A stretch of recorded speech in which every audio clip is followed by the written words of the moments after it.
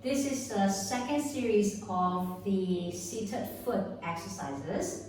So you sit on a chair with an upright posture and ideally with the hips above your knees and your legs are obviously in front of you, and you can have your feet a little bit more forward so you can see what your feet are doing. Okay? So here we have the toes curl in and the toes lift up. Curl in, lift up. Curled in, lift up. Curl in, lift up. All the toes. Okay? And then you move your toes randomly, wiggling, wiggling, wiggling, like you're playing piano with your toes. Okay?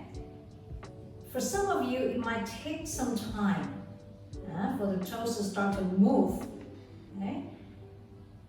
And the reason is because the brain has not talked to your toes like this before. So take your time and you will get it, I promise. Okay, you will get it. Okay? Moving the toes, moving the toes.